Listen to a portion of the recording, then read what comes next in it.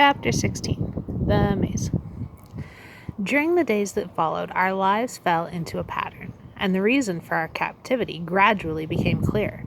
Dr. Schultz was a neurologist, that is, an expert on brains, nerves, intelligence, and how people learn things. He hoped, by experimenting on us, to find out whether certain injections could help us learn more and faster. The two younger people working with him, George and Julie, were graduate students in biology. Watch, always, he told them, for signs of improvement, faster learning, quicker reaction in Group A as compared to Group B, and both as compared to the control group. My own training began on the day after the first injections.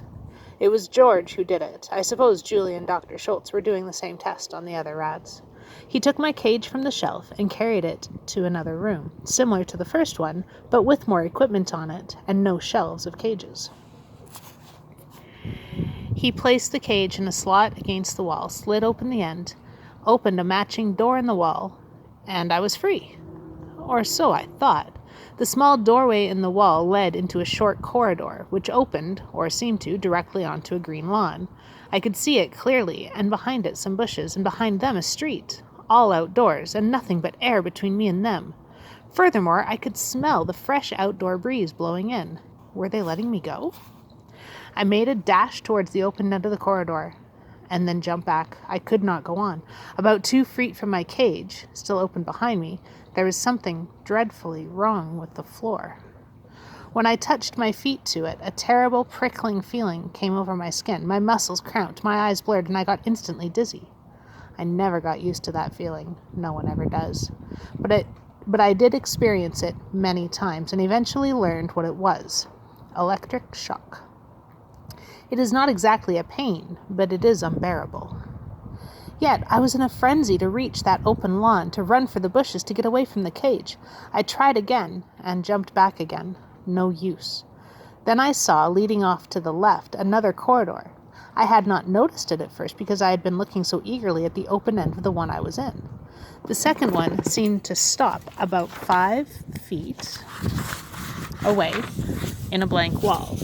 Yet there was a light there. It must turn a corner. I ran down it, cautiously, not trusting the floor. At the end it turned right, and there was the lawn again, another opening. I got closer that time. Then, just as I thought I was going to make it, another shock. I pulled back and saw that there was still another corridor leading off to the right. Again I ran, again I saw the open escape hole, and again I was stopped by shock. This was repeated over and over, yet each time I seemed to get a little closer to freedom. But when I finally reached it, and the grass was only a step away, a wire wall snapped down in front of me, another behind me. The ceiling opened above me, and a gloved hand reached in and picked me up. A voice said, 4 minutes, 37 seconds. It was George. I had, after all my running through the corridors, emerged into a trap only a few feet from where I had started, and through a concealed opening above, George had been watching everything I did. I had been in what is called a maze, a device to test intelligence and memory. I was put in it many times again, and so were the others. The second time I got through a little faster because I remembered, to some extent, which corridors had electric floors and which did not. The third time I was still faster, and after each trial, George, or sometimes Julie, sometimes Dr. Schultz, would write down how long it took. You might ask, why would I bother to run through this at all if I knew it was only a trick? The answer is, I couldn't help it. When you've lived in a cage, you can't bear not to run, even when what you're running towards is an illusion. There were more injections and other kinds of tests. Some of these were more important than the maze because the maze was designed only to find out how quickly we could learn, while some of the others actually taught us things, or at least led up to actual teaching. One was what Dr. Schultz called shape recognition. We would be put into a small room with 3 doors leading out, 1 round, 1 square, and 1 triangular. These doors were on hinges with springs that held them shut, but they were easy to push open, and each door led into another room with 3 more doors like the first one. But the trick was this. If you went through the wrong door, the room you entered had an electric floor and you got a shock. So you had to learn. In the first room you used the round door, second room triangle, and so on. All of these activities helped to pass the time, and the weeks went by quickly. But they did not lessen our longing to get away. I wished for my old home back in the storm sewer. I wished I could see my mother and father and run with my brother to the marketplace. I know all of the others felt the same way, yet it seemed a hopeless thing. Still, there was one rat who decided to try it anyways. He was a young rat, probably the youngest of all that had been caught, and by chance he was in the cage next to mine. I might mention that, like Jenner and me, he was in the group called Dr. Schultz called A. His name was Justin.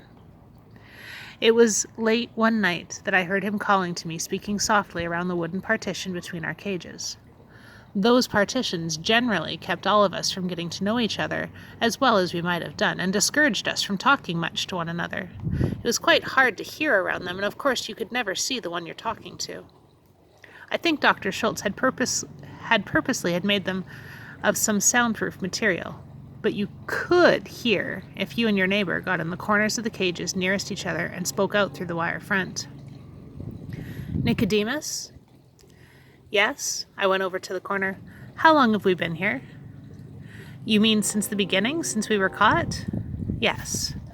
I don't know. Several months, I think, but I have no way to keep track. I don't know either. Do you suppose it's winter outside now? Probably, or late fall. It will be cold. But not in here. No, but I'm going to try to get out. Get out? But how? Your cage is shut. Tomorrow we get injections, so they'll open it. When they do, I'm gonna run. Run where? I don't know. At least I'll get a good look around. There might be some way out. What can I lose? Well, you might get hurt. I don't think so. Anyway, they won't hurt me.